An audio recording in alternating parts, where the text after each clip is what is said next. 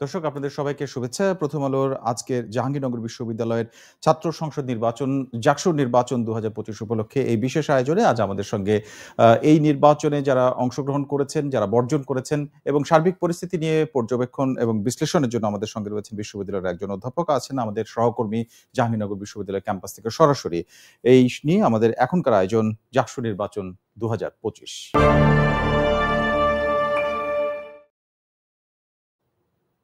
আমাদের সঙ্গে অতিথি হিসেবে অনলাইনে যুক্ত হয়েছেন জাহাঙ্গীরনগর বিশ্ববিদ্যালয়ের দর্শন বিভাগের অধ্যাপক রায়হান রাইন। আপনাকে স্বাগত জানাচ্ছি আমাদের আজকের আয়োজনে।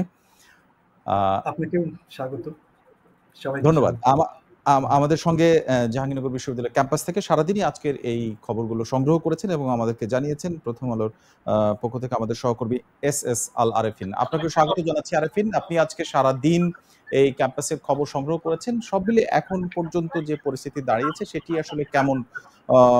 বিশ্ববিদ্যালয়ের যে সমস্ত প্যানেল থেকে তারা নিজেদেরকে প্রত্যাহার করেছে এই নির্বাচন থেকে, তাদের এখনকার বক্তব্য কি এবং বিশ্ববিদ্যালয় প্রশাসন এবং নির্বাচন কমিশন তাদের কিভাবে সাড়া দিচ্ছে, কি বলছেন তারা?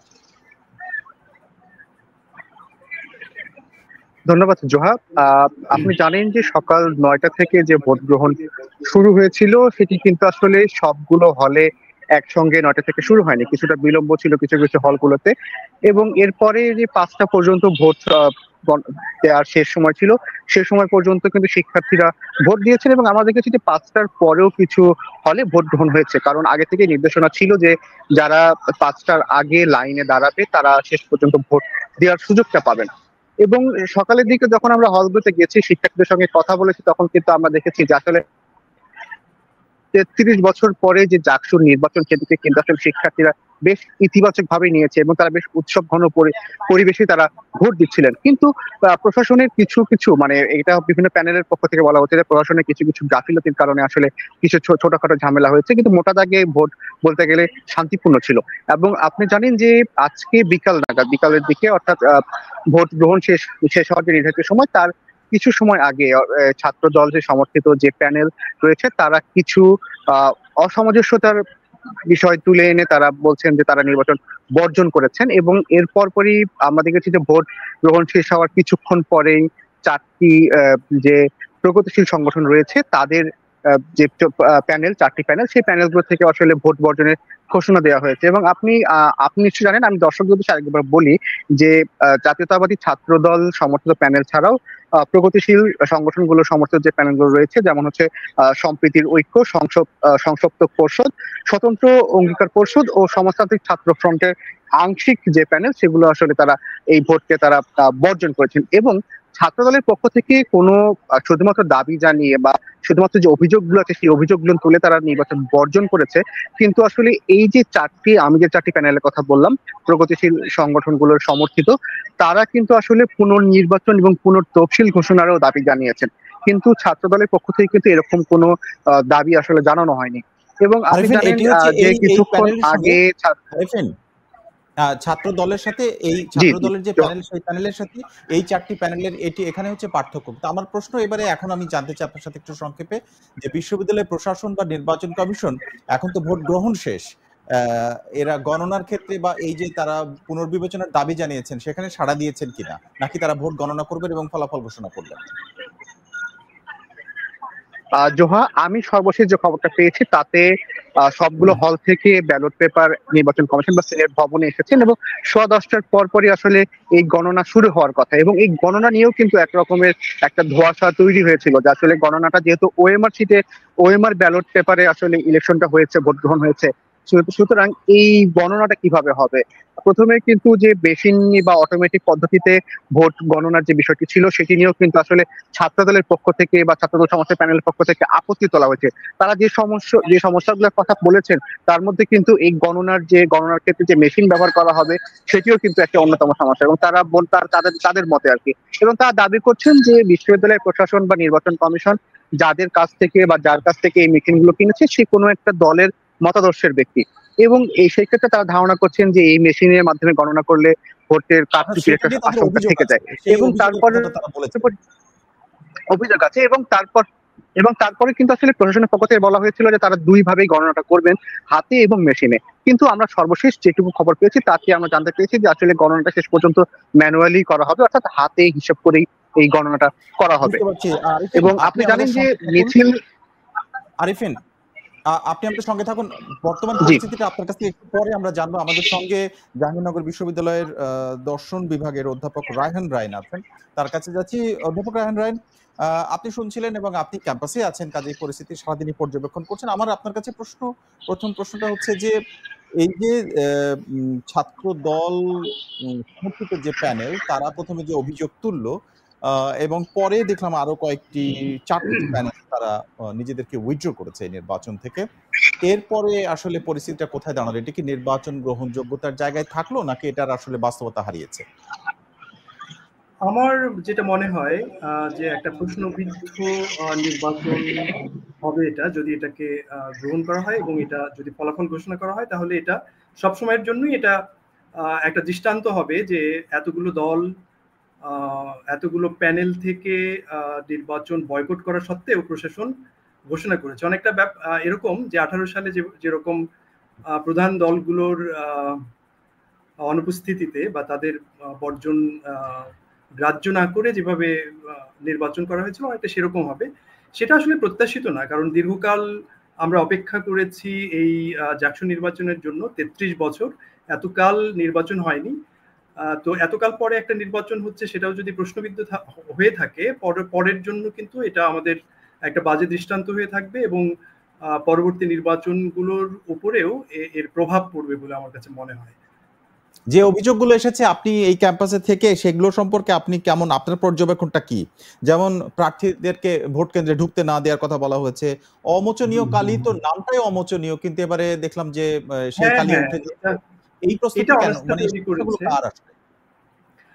আসলে অনাস্থাটা তৈরি হয়েছে নির্বাচনের দিনেরও আগে। আপনারা জানেন যে কয়েকদিন আগে একজন পটেনশিয়াল ক্যান্ডিডেট, আমার বিবেচনায় সম্প্রীতির ঐক্য প্যানেলের যে সহসভাপতি প্রার্থী অমর্ত্য রায়, তার প্রার্থিতা যেভাবে নির্বাচন কমিশন বাতিল করলো, একেবারে প্রথমে যেটা তারা ভোটার তালিকা প্রকাশ করেছে, সেখানে নাম আছে, সবকিছুই আছে, একদম শেষ মুহূর্তে গিয়ে। এবং এই যে শেষ মুহূর্তে করা, এটা খুবই কৌশলগত মনে হয়, কারণ এই সময় হয় জাকসু স্থগিত করতে হবে, নয়তো তাকে আদালতে যেতে হবে। তো অমর্ত্য আদালতে গেছে এবং হাইকোর্ট, আপনারা জানেন, মহামান্য হাইকোর্টে তার প্রার্থিতা ফিরিয়ে দেওয়ার জন্য প্রশাসনকে বলেছে। কিন্তু প্রশাসন সেই আদেশ না মেনে মানে হচ্ছে যে তারা আপিল আদালতে গেছে, চেম্বার আদালতে গিয়ে আবার তারা আবেদন জানিয়েছে এবং যে কারণ দেখিয়ে তার প্রার্থিতা শেষ পর্যন্ত বাতিল করতে আবেদন করেছে, সেটা হচ্ছে যে তার নাম বাদ দিয়েই ব্যালট ছাপা হয়ে গেছে। কিন্তু আমরা দেখলাম যে ব্যালট আসলে ছাপা হয়নি, আমরা অন্য ভাবে জানলাম যে এটা আসলে শেষ সময়ে ব্যালট ছাপা হয়। এবং ডোপ টেস্টের একটা ব্যাপার যেমন ছিল, ডোপ টেস্টে যদি কারো যদি ধরা পড়ে যে মানে সে মাদকাসক্ত, তাহলে তার নাম তো বাদ যাওয়ার কথা, তাহলে ডোপ টেস্ট তো হয়েছে ওই ঘটনার পরে। তো সব মিলিয়ে বোঝা যাচ্ছে যে প্রশাসন বা নির্বাচন কমিশন একটা পক্ষপাতমূলক অবস্থান নিয়েছে প্রথম থেকেই।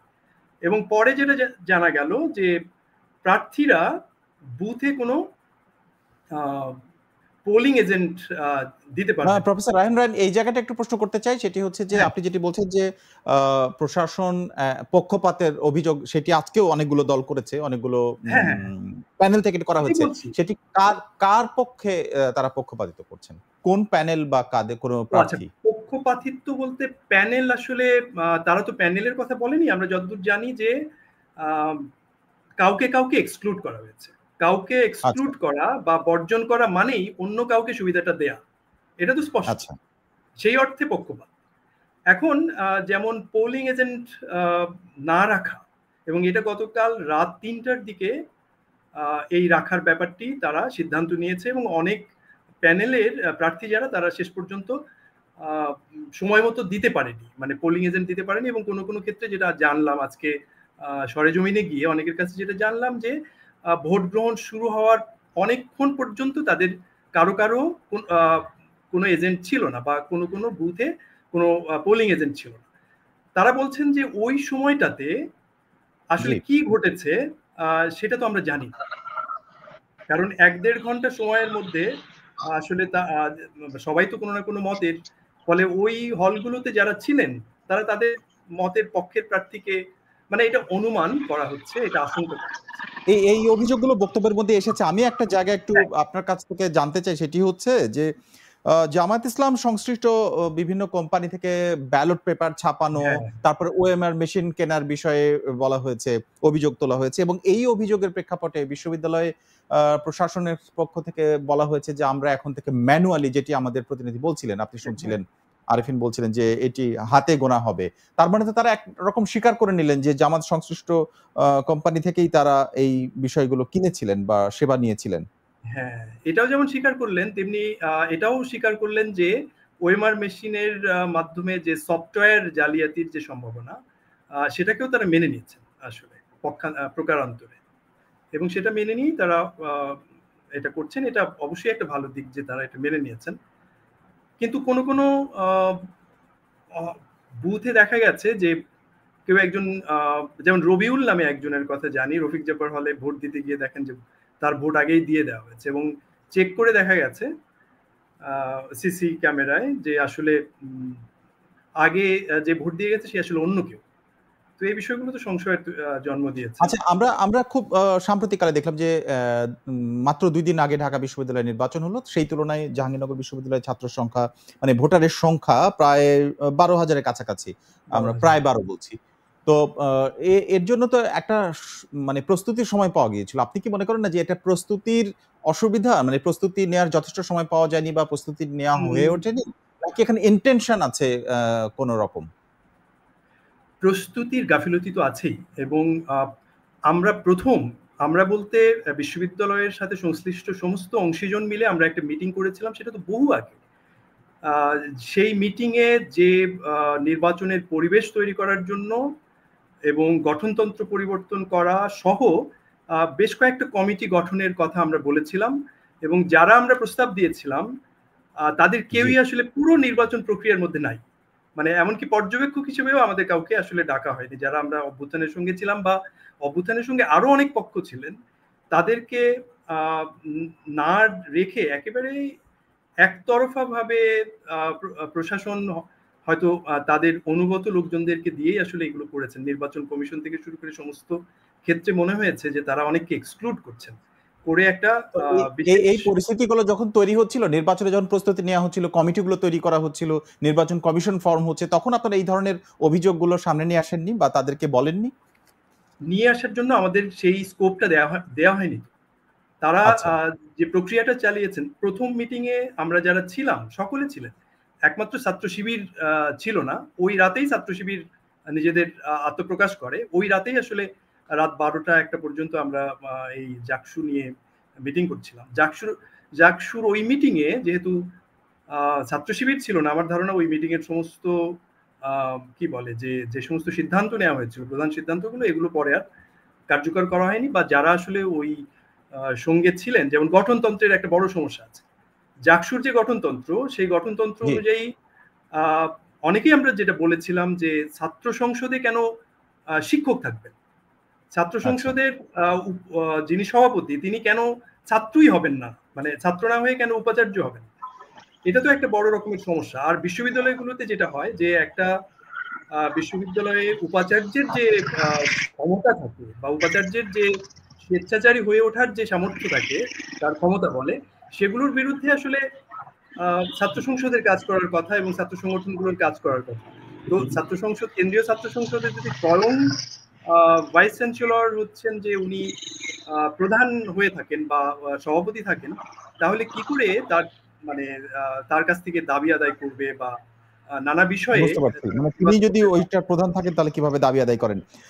প্রফেসর আইমান, আপনি আমাদের সঙ্গে থাকুন। আমাদের সহকর্মী এস.এস. আল আরিফিন আমাদের সঙ্গে আছে, তার কাছ থেকে একটু জেনে নেই যে সংগঠনগুলোর পক্ষ থেকে এখন পর্যন্ত বিবৃতি দেওয়া হয়নি বা ছোটখাটো অভিযোগ আনলেও অন্তত তারা বর্জন করেনি, তাই সেরকম 3টি প্যানেল এখনো রয়েছে, ইসলামী ছাত্র শিবির সমর্থিত, বৈষম্য বিরোধী এবং বাকশাসের।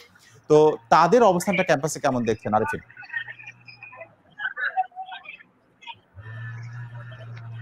ধন্যবাদ জোহা। এই মুহূর্তে কিন্তু আসলে ক্যাম্পাসে সন্ধ্যার পর থেকে যখন ছাত্রদল সমর্থিত যে মিছিলটি হলো, সেই মিছিলটা হওয়ার পরে কিন্তু আমরা ভাবছিলাম যে ক্যাম্পাসের পরিবেশ পরিস্থিতি হয়তো বা কিছুটা পরিবর্তন হবে। সেখানে কিন্তু আসলে আমরা দেখতে যে যে আপনি যে প্যানেলগুলোর কথা বললেন, ছাত্রসেবী সমর্থিত বা বাকচাষ সমর্থিত যে প্যানেলগুলো, তাদের কিন্তু আসলে আমরা সেভাবে তেমন কোনো কার্যক্রম আমরা দেখছি না। তবে কিছুক্ষণ আগে আমরা একটা মেসেজ পেয়েছি যে সাধারণ শিক্ষার্থীদের ব্যানারে একটি তারা প্রতিবাদ জানিয়েছেন। তো সেটার বিষয়ে বিস্তারিত তথ্য এই মুহূর্তে আমার কাছে নেই, যেহেতু আমি যখন আপনার সঙ্গে কথা বলছি তার ঠিক আগ মুহূর্তেই সেই ঘটনাটি ঘটেছে। এবং তারপর ছাড়া কিন্তু ক্যাম্পাসে যে স্বাভাবিক পরিস্থিতি, শিক্ষার্থীরা নর্মালি যেভাবে স্বাভাবিকভাবে চলাফেরা করেন তারা কিন্তু সেভাবে চলাফেরা করছেন, আরিফিন, প্রশাসনের পক্ষ থেকে বলা হয়েছে। তবে ক্যাম্পাসে কিন্তু আসলে আমার মনে হচ্ছে যে নিরাপত্তা পরিস্থিতিটা সন্ধ্যার পর থেকে কিছুটা বাড়ানো হয়েছে। মানে কত শতাংশ ভোট কাস্ট হয়েছে বা ফলাফল কখন? না, এখনো এরকম কোনো আমরা সময় জানতে পারি।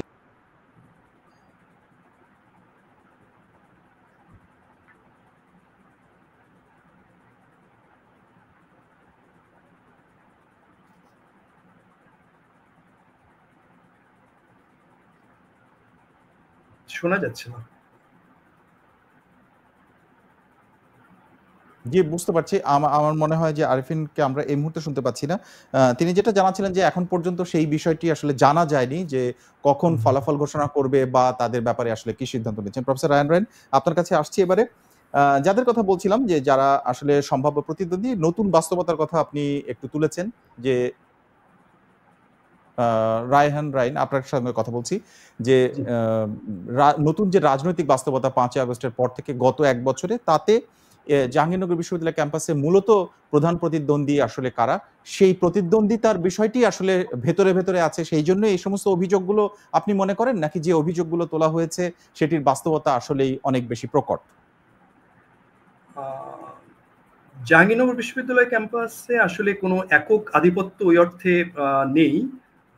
৫ই আগস্টের পরে, অভ্যুত্থানের পরে যে বাস্তবতা, সেখানে আসলে অনেকেরই সহ অবস্থান ছিল।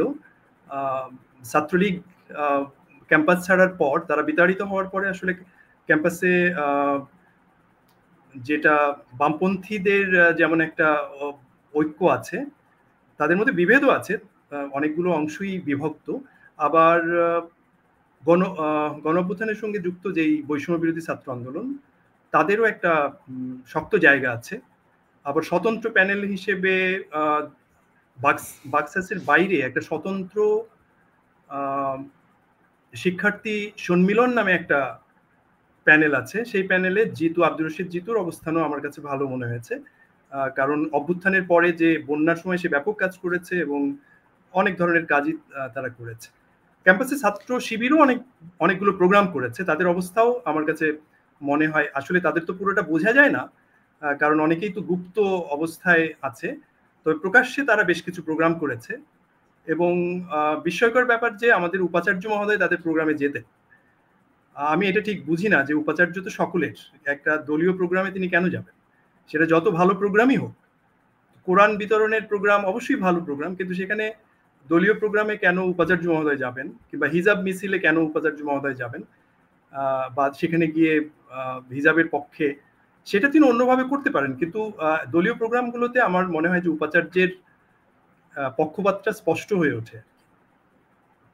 এবারে যে প্রশাসন বলে সবসময় বিশ্ববিদ্যালয়ের বিষয় হলে তোলা হয়, এবারের এই মুহূর্তে আপনি ভিসির কথা বলেছেন, উপাচার্য, তারপরে উপাচার্য বা প্রক্টরিন বডি কিংবা অন্যান্য ছাত্র উপদেষ্টা যে সমস্ত ফাংশন করে আর কি একটি বিশ্ববিদ্যালয়, তাদের যে এই নিয়োগটা তো সাম্প্রতিককালে হয়েছে, অর্থাৎ এই ৫ই আগস্টের পরে হয়েছে, সেইটা কি কোনোভাবে প্রশ্নবিদ্ধ হয়েছে বা হবার পথে, আপনি সেরকম মানে এদের নিয়োগগুলো?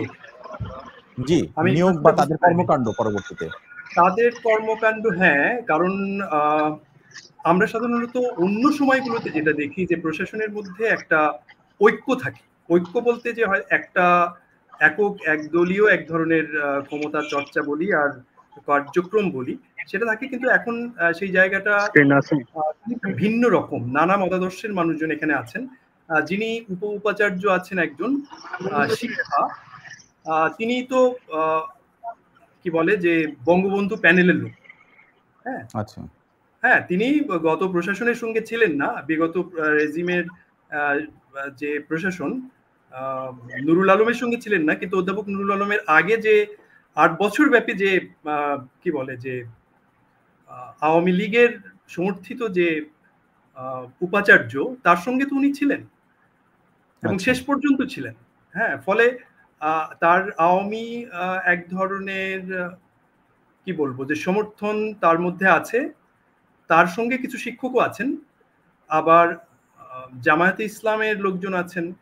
এবং একটা বিষয় এটা হচ্ছে যে জামায়াতে ইসলামের প্রসঙ্গ এবং বিশেষ করে ছাত্র শিবিরের, যেটি হচ্ছে যে অন্যান্য ক্যাম্পাসগুলোতে আমরা দেখেছি যে 5ই আগস্টের আগে তাদের আসলে অস্তিত্ব ছিল না, কেউ জানতো না কি কমিটি, পরবর্তীতে তারা জাহাঙ্গীরনগর বিশ্ববিদ্যালয়ে সেটি হয়েছে কিনা, এবং বিশ্ববিদ্যালয়ে এবারে যে প্রশাসনের সঙ্গে সঙ্গে আরেকটি প্রশ্ন আমি উত্থাপন করতে চাই, সেটি হচ্ছে যে এই নির্বাচনের জন্য যে নির্বাচন কমিশন গঠন করা হয়েছে, তাদের অন্তত 3 জন শিক্ষক আজকে তারা দায়িত্ব থেকে অব্যাহতি নিয়েছেন নিজেরাই নির্বাচনের কর্মকাণ্ড শেষ আগেই, ভোট গ্রহণ শেষ হওয়ার আগে। হ্যাঁ হ্যাঁ, সেটা করেছেন 3 জন বিএনপিপন্থী শিক্ষক নির্বাচনের সমস্ত প্রক্রিয়া থেকে নিজেদেরকে সরিয়ে নিয়েছেন। আরেকটা প্রশ্ন যেটা বললেন শিবিরের যে গুপ্ত থাকা, হ্যাঁ, শিবির জাহাঙ্গীরনগর ক্যাম্পাসে সবসময়ের জন্যই ছিল। সবসময় বলতে আমরা দীর্ঘকাল ধরে দেখে এসেছি, সেই 89 সালে কবির হত্যার পর থেকে কবির নামে ছাত্র দলের একজনকে হত্যা করা হয় এবং সবাই এটা বলে থাকেন যে এটা শিবির হত্যা করেছে। এবং তারপর থেকে 22টি সংগঠন ছাত্র শিবিরকে নিষিদ্ধ করেছিল, সামাজিকভাবে বয়কট করেছিল, এবং সেটা চলমান ছিল এতদিন বলতে এই গণ অভ্যুত্থানের পরে জাকসু নিয়ে আলোচনার যে রাত, আমরা যে রাতে প্রথম আলোচনা করলাম সন্ধ্যার পর থেকে, সেই দিন রাতে তারা আত্মপ্রকাশ করেছে, কিন্তু এই আত্মপ্রকাশটা কিন্তু একসঙ্গে ছিল না। প্রথমে কয়েকজন সম্ভবত সভাপতি, সহসভাপতি এবং সাধারণ সম্পাদক, এরকম 2-3 জনের নাম ঘোষণা করা হয়, পরে অনেকের চাপে একটা কমিটি ঘোষণা করা হয়, কিন্তু এখনো সকলে মনে করে যে তারা আসলে সর্বাংশে প্রকাশিত না। তাদের এখন নির্বাচনের আগে যে আপনি প্রচারণা এবং ক্যাম্পাসে উপস্থিতি দেখেছেন, সেটি আসলে খুব ম্যানিপুলেট করার মতো ছিল এবং খুব প্রভাবশালী ছিল কিনা, মানে প্রতিদ্বন্দ্বিতামূলক হয়ে যাওয়ার জায়গায় তারা ছিলেন কিনা? না, সেটা প্রকাশ্য ছিল না, কারণ প্রকাশ্যে নির্বাচনী তৎপরতা ছিল খুবই কম। যে আচরণবিধি বেঁধে দেওয়া হয়েছে এই নির্বাচন কমিশন থেকে, যে আচরণবিধি দেওয়া হয়েছে, সেখানে আসলে উৎসবমুখর কোনো পরিবেশ তৈরি হওয়ার কোনো উপায় ছিল না, কারণ শিক্ষার্থীরা নিজেদের প্রার্থিতা নিয়ে কিংবা নিজেদের যে ইশতেহার সেগুলো নিয়ে কোনো বিতর্ক করতে পারতেন না, তারা কোনো সম্মিলিত ক্যাম্পেইনিং করতে পারতেন না, কোনো সমাবেশ সভা করতে পারতেন না। ফলে এইগুলো দেখার আসলে কোনো উপায় ছিল না, আসলে বোঝা যাচ্ছিল না যে শিবিরের তৎপরতাটা তেমন একটা আমরা অন্তত শিক্ষক হিসেবে আমাদের জায়গা থেকে দেখতে পাইনি। একাডেমিক ভবনগুলোতেও তাদের বলতে সমস্ত প্রার্থীদেরকেই আমরা খুব কম দেখেছি। প্রার্থীরা অথবা তাদের বন্ধু বান্ধবরা হ্যান্ডবিল বিতরণ করা ছাড়া আর কোনো কর্মসূচি ওই অর্থে আমরা দেখি। বুঝতে পেরেছি। আমি আপনার কাছে আসবো। আমি শেষবারের মতো একটু তখন আপনার কথা শুনতে পাইনি। এসএস আল আরেফিন, আপনার কাছে জানতে চাই, আমার একটি প্রশ্ন, সেটি হচ্ছে যে প্রশাসনের পক্ষ থেকে অথবা নির্বাচন কমিশনের পক্ষ থেকে জাকসু নির্বাচন কখন ঘোষণা করা হতে পারে, বা যারা এই যে প্রতিবাদ জানিয়েছে বা বর্জন করেছে তার উত্তরে তারা আসলে কোনো জবাব দিয়েছেন কিনা, তাদের কোনো বক্তব্য দিয়েছেন কিনা? জোহা, আমরা এখন পর্যন্ত অফিসিয়ালি সেরকম কোনো বক্তব্য পাইনি। তবে আপনি যেটা বলছিলেন যে গণনা করতে ফলাফল কখন আসে, গণনার পরে ফলাফল কতক্ষণ পর আসতে পারে, এটা আসলে আশঙ্কা করা হচ্ছে যে বেশ খানিকটা সময় লাগবে, যেহেতু আমি আগেই বলেছি যে হাতে গণনা করা হচ্ছে। আমি একটা বিষয় এখানে একটু অ্যাড করতে চাই, সেটা হচ্ছে যে এই যে হাতে গণার যে প্রক্রিয়া, এই প্রক্রিয়াটা শোনার পর থেকে যারা এখানকার আবাসিক ছাত্ররা রয়েছেন তাদের বেশ কয়েকজনের সঙ্গে আমার কথা হচ্ছিল, তারা বলছিলেন যে তারা যদি হাতেই গণনাটা করতো, সেটা যদি তাহলে আগে থেকে সিদ্ধান্ত নিয়ে হলগুলোতেই হলেই সেই সমস্ত হলের ভোটারদের ফলাফলটাকে গণনা করা হতো, তাহলে কিন্তু কাজটা অনেক সহজ এবং তাড়াতাড়ি হতো। এবং তারাও এখন তারা সংখ্যা প্রকাশ করছেন যে আসলে ফলাফল কখন নাগাদ প্রকাশ হবে, এটা কিন্তু আসলে এখন মানে সেটা হয়তো বা মানে নির্বাচন কমিশনের পক্ষ থেকেও সঠিকভাবে বলাটা একটু দুরূহ ব্যাপারই হবে। বুঝতে পারছি। আপনাকে ধন্যবাদ আমাদের সাথে যোগ দেওয়ার জন্য এস এস আলারকে। প্রফেসর রায়হান, আমরা আলোচনার শেষের দিকে আমি একটি বিষয় আপনাকে উল্লেখ করতে চাই, সেটি হচ্ছে যে যারা প্রতিবাদ জানিয়েছে এবং এটার বিভিন্ন রকম অসঙ্গতি সামনে নিয়ে এসেছেন, তারা ছাত্রদলই শুরু করেছে, পরবর্তীতে আরো 5টি। কিন্তু যারা এখন পর্যন্ত আছেন তাদের মধ্যে ছাত্র শিবির তারা খুব বেশি এটার ব্যাপারে কথা বলেননি, কিন্তু যেটুকু বলেছেন সেখানে অবাক বিষয় তারাও অভিযোগ উত্থাপন করেছেন এবং তারা বলছেন গতকাল অর্থাৎ বুধবার তারা দেখেছেন যে বিশ্ববিদ্যালয় নির্বাচন কমিশন ভোটের সুষ্ঠু পরিবেশ রক্ষা করতে ব্যর্থ হয়েছেন এবং ক্যাম্পাসের বিভিন্ন পয়েন্টে এবং হলগুলোর বিভিন্ন জায়গায় ছাত্র দলের পুরনো কর্মীরা এসছেন, যা পুরোপুরি এই প্রক্রিয়ার লঙ্ঘন। বিধি অনুযায়ী বিষয়গুলো ঘটেনি, কিন্তু তারা তো কোনো অভিযোগ করেননি কালকে। এটা তো বুধবারের ঘটনা। বুধবারে যদি করে তাহলে বৃহস্পতিবার আজকে নির্বাচনের দিন দুপুরের পরে কেন? হ্যাঁ, সেটা একটা সমস্যা। তবে বাইরে থেকে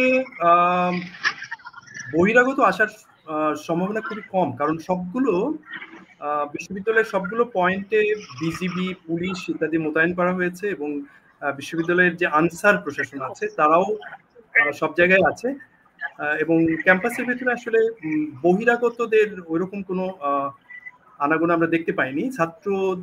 পুরনো ছাত্র থাকতে পারে এবং সেই অভিযোগটা আসলে আগেই করা উচিত ছিল বলেই তো আমার মনে হয়।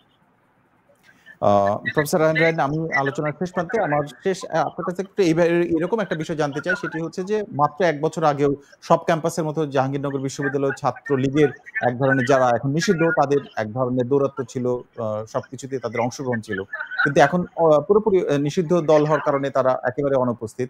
এইটা আসলে কোনো একটা দলের কি সুবিধা হওয়ার কথা ছিল? তাতে ধরে নেওয়া যায় যে ছাত্র দল বা প্রগতিশীল কোনো দল বা স্বতন্ত্রদের সুবিধা হওয়ার কথা ছিল, এবং সেখানে একেবারে অনুপস্থিত ছিল ছাত্র শিবির। তারা এখন একেবারে সামনে। আসলে প্রতিদ্বন্দ্বিতার মধ্যে আসলে কারা ছিলেন বা আছেন এবং সেটা আসলে কোন দিকে যাচ্ছে এই মুহূর্তে? আমি কোন দিকে যাচ্ছে বিশ্ববিদ্যালয়ের স্থিতিশীলতার জায়গাটা আমি জিজ্ঞেস করছি। হ্যাঁ হ্যাঁ হ্যাঁ হ্যাঁ, দুটো বিষয় একেবারেই আলাদা, আবার পরস্পর সম্পর্কিতও বটে। কারণ এই নির্বাচনে প্রতিদ্বন্দ্বী হিসেবে যেমন একটা প্যানেলের যে ভিপি ছিলেন, আমার যেটা ধারণা যে তার একটা বড় সম্ভাবনা ছিল, এটা অনেকের কাছেই শুনেছি যে অমর্ত্য রায়ের সম্ভাবনা অনেক ভালো ছিল। স্বতন্ত্র শিক্ষার্থী সম্মিলনের জিতুর সম্ভাবনা ভালো, সিয়ামের সম্ভাবনা ভালো, এবং নিকি আছে সম্প্রীতির ঐক্য প্যানেলে। অনেকেই জানি যাদের সম্ভাবনা ভালো, কিন্তু অনাস্থার যে পরিবেশটা তৈরি হয়েছে এটা আসলে অগ্রাহ্য করা যাবে না। আমার কাছে যেটা মনে হয় যে এতগুলো দল ন্যায্য কারণ দেখিয়ে, বা অভিযোগগুলো তো আসলে অনেকটা স্পষ্টও বটে, তার পরিপ্রেক্ষিতে এতগুলো প্যানেলের বর্জনের পরেও যদি নির্বাচন ফলাফল ঘোষণা করা হয় এবং স্থগিত না করে এটাকে বৈধতা দেওয়া হয়, তাহলে হয়তো একটা সংকট সামনে আসতে পারে। এবং এই সংকট তো আসলে উপাচার্যকেই মোকাবেলা করতে হবে, কারণ উপাচার্য শুরু থেকেই এক ধরনের পক্ষপাতের মধ্যে ছিলেন। ফলাফল একটা কিছু ঘোষণা নিশ্চয়ই করে দিতে পারবেন প্রশাসন বা আজকে যারা ভোট গণনা করছেন তারা, কিন্তু সেইটা আসলে সমাধান করবে নাকি এটা আসলে আরো কোনো? সেটাই বলছি যে এটা সমস্যাটা আরো বাড়াবে, কারণ ফলাফল ঘোষণা করে দিলে এক পক্ষ অবশ্যই মেনে নেবে, কিন্তু বাকি যে পক্ষগুলো আছে তারা কিন্তু একজোট হবে, এটা খুবই স্বাভাবিক। এবং দক্ষিণপন্থার যে উত্থান এখানে ঘটেছে এবং যেটা সারা দেশ জুড়েই একটা আশঙ্কা তৈরি করেছে, এক ধরনের মেরুকরণ হবে বলে আমার মনে হয়। যে একদিকে যারা নির্বাচনে এখনো পর্যন্ত আছে তারা ভেতরে ভেতরে তো অনেকেই শিবির থাকতে পারে, কারণ তারা গুপ্ত শিবির তো পুরোটা প্রকাশিত না। ফলে অন্যান্য অংশগুলোতে যেমন সাধারণ শিক্ষার্থী নেতা আছেন, তেমনি ছাত্র শিবিরও থাকতে পারেন, আমরা জানি না তো। ফলে এই পক্ষের সাথে বাকিদের এক ধরনের মুখোমুখি অবস্থান হবে, আদর্শিক জায়গা থেকে যেমন, তেমনি এই নির্বাচন নিয়েও এক ধরনের বিভাজন তৈরি হবে বলে আমার মনে হয়।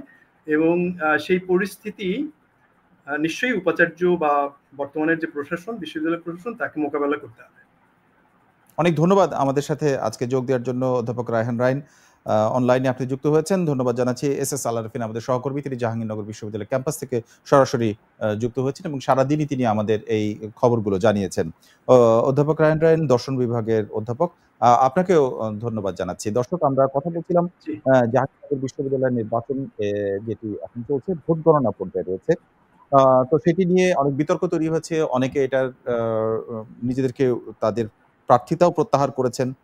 তারা পুনর্বিবেচনার কথা দাবি করেছেন এবং কেউ বর্জন করেছেন। সব মিলে আমাদের আরো অপেক্ষা করতে হচ্ছে যে এই নির্বাচনের ফলাফল কোথায় গিয়ে দাঁড়ায়।